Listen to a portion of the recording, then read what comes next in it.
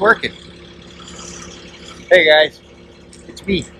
I want to take you for a walk around here and show you something. And, anyway, this is the neighboring piece.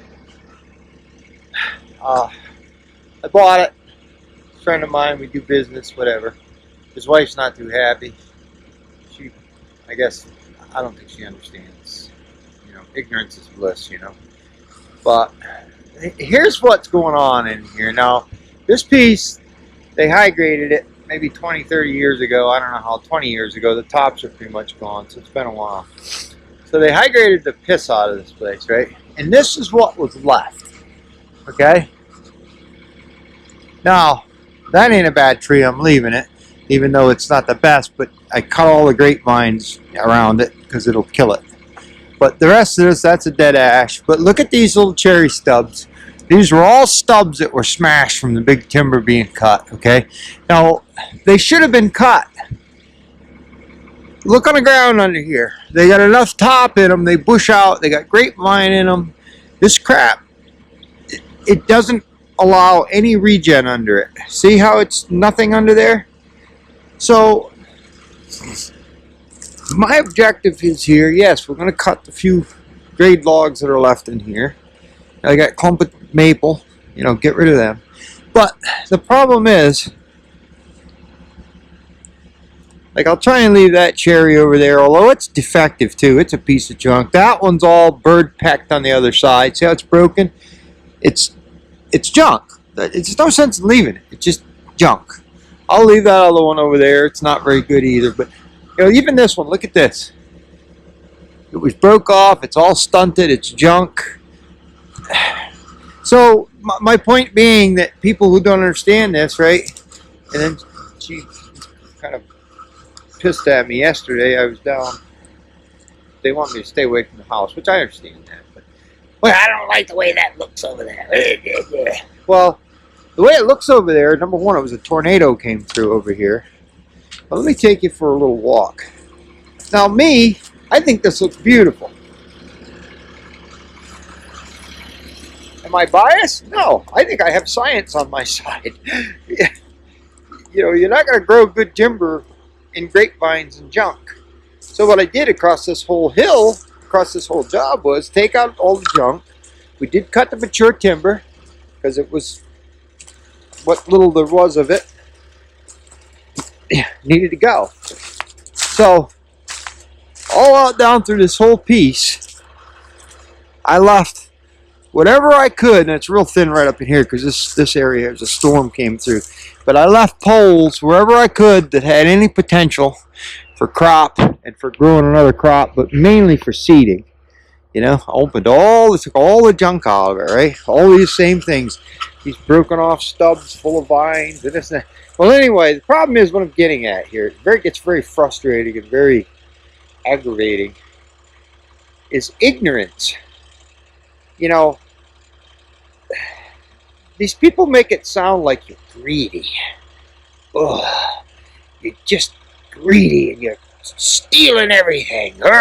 And it's like, it's so friggin' aggravating because nothing could be further from the truth. If I was greedy, I'd walk by all this crap that actually does me no good. There's no commercial viability in something like this. For me, it needs to be uprooted. It's junk. It shouldn't even be cut off. It should be pulled up by the roots so it can't sprout. That cherry behind it, look at it. All this garbage needs to be, there's no commercial value. There's nothing for me in this. Nothing but wearing out my chains and my bars and my machine and my hydraulic oil. You know, look at this thing. You know? Who would do this? Nobody. You know? I got stuff in this pile over here. I'll show you. This is a hackberry crap or Juneberry or whatever. It's not even a tree. It's a bush. That thing was growing beside this. So I cut it. I'll show you. It's in the pile. I'm going to take it for a piece of pulpwood. Do you think like I'm getting rich doing this? You know what I mean? It's very, very heartbreaking to go out of your way to do something extra. Do it right. I feel guilty taking good trees and not cutting the garbage out. I just do. It's not right because the garbage, I've been over. Got to cut the shit out or it's just takes over. So I go to the great lengths to do that. Now I'm going in and cleaning up what they smashed 20 years ago and left. Now, if that was a good, viable, healthy tree, 20 years, it probably would be a timber stand. But it's such a smashed, deformed piece of junk, it just does nothing but, it's a grape arbor, And it just sits there and shades everything. So the proper thing to do is to cut that crap out of there. Look at it. I might get a stick of wood out of it. I'm going to cut it anyway, but it needs to be done.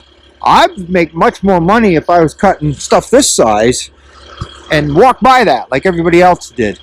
But here I'm the one taking care of it, and then I get blamed for raping.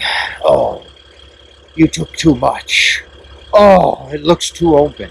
And I'm getting pretty sick of it. I'm just venting.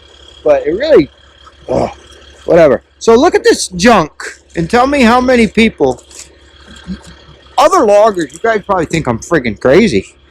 And I probably am, because I just wear my equipment out for everybody else's benefit, for their grandchildren's benefit, But look at that thing. I should have left that. That'll turn into a veneer log, That hackberry is going to turn into a veneer red oak someday. You don't cut those. You leave those. You want to grow that stuff. So, all right. So I cut the filthy piece of crap, and I took a piece of wood out of it just so I could get something out of it. But this is the stuff that, this is how these jobs are left. Look at that. You see that one was rubbed against where they skidded by it, right? And the top was all smashed out of it from a big tree. Just a deformed. Now that should have been cut. And I don't dare cut it because I kind of want to leave a couple things around here or I'll get blamed for, raping the planet. I'm just so sick of ignorant people. I've said this before and it may sound conceited, but I'm the best freaking thing that ever come along for these landowners, for their children and their grandchildren, because there's nobody else doing work like this. And it needs to be done. You can see, I just had to do this. I had to rant. I had to get this off my chest. But you can see, I'll walk over here where I haven't been yet.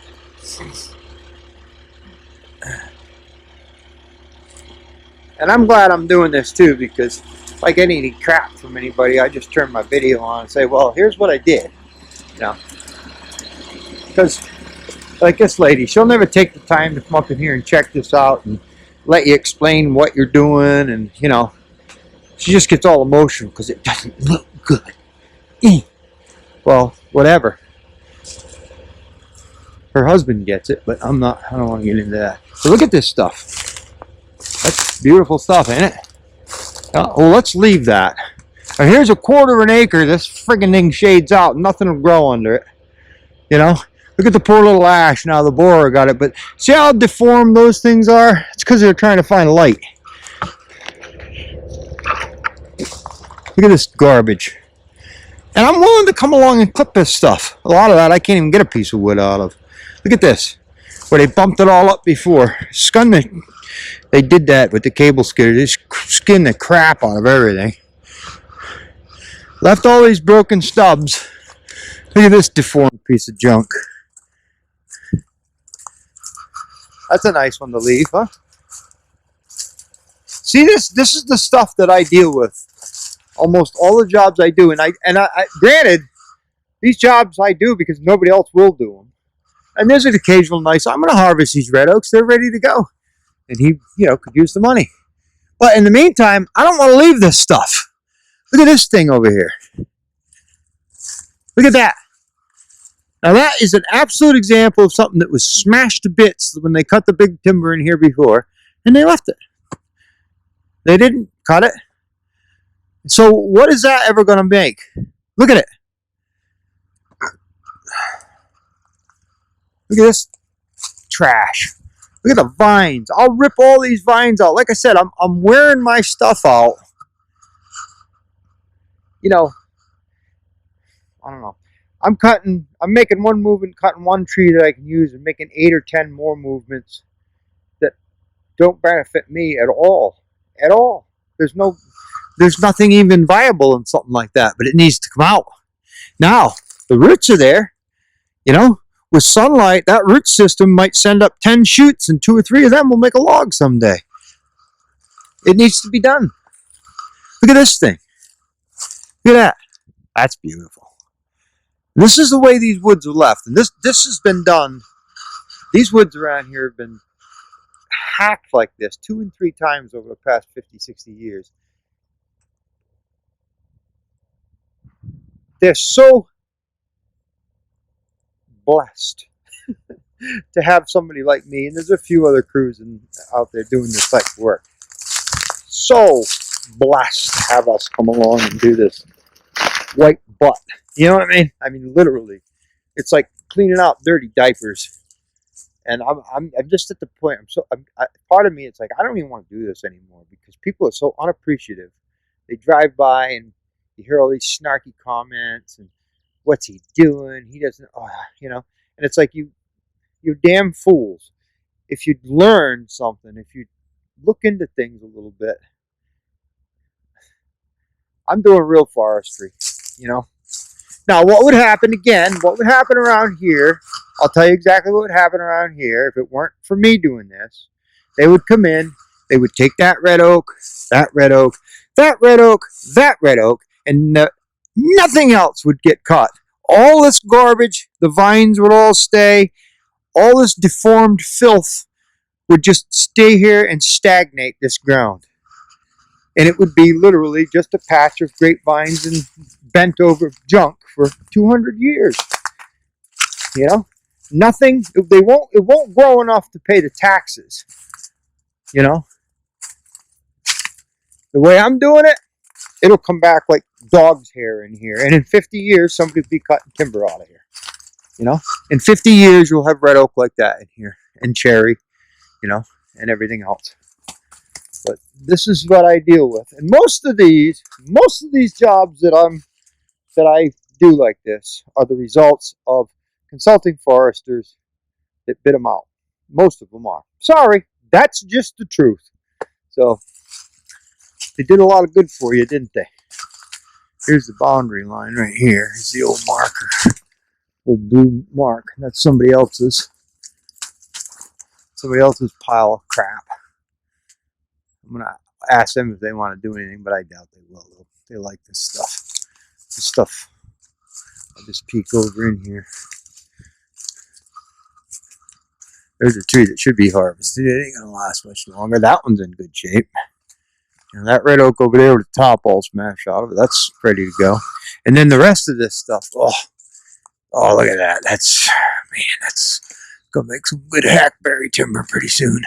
You let that grow another 200 years, and see the top. Look at how big that is, right? Look at the leaf crown on that. When that thing blooms out, this will be all shade. And look at this. Here you go. What do you see growing in the shade? What do you see? Don't see much. Don't see much growing in the shade, do you? But that's a beautiful thing, you know. And then what I'm getting at is that would never be cut. Even if, you know, whoever does this over, they'd never cut that. Never cut that. They'd never cut all this crap out of here. Mainly because you need a machine to do it, you know. This deformed piece of junk. See, this is all damage from previous logging. Or wind, but I know this was from logging because I know it was logged. I can see the stumps.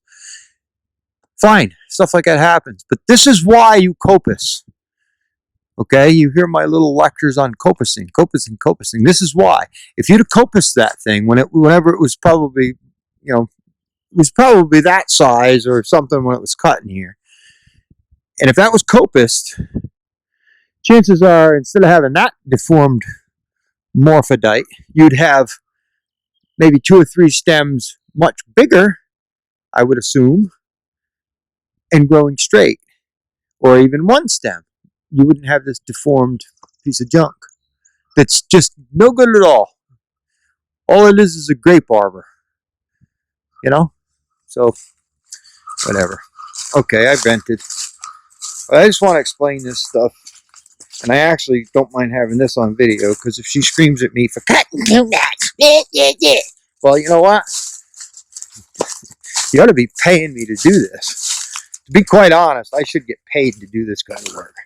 You know, that Timco is probably a $200 an hour machine, and I'm probably spending half of every hour that I'm working in here grooming and cutting crap and doing stuff for the future that I probably should just be worried about my pocketbook. And you know, so I hope you can share my frustration on this stuff. It gets very frustrating, you know. It just gets very frustrating dealing with people who can't listen. And you know, whatever. I shouldn't even bother, I guess. But yeah, it was all gung ho, and then oh well, don't go down near the house, and then no, whatever. But it's like, why would you, you know, why would you try and figure out, learn what I'm doing, you know? And then you watch in a couple of years, this always happens.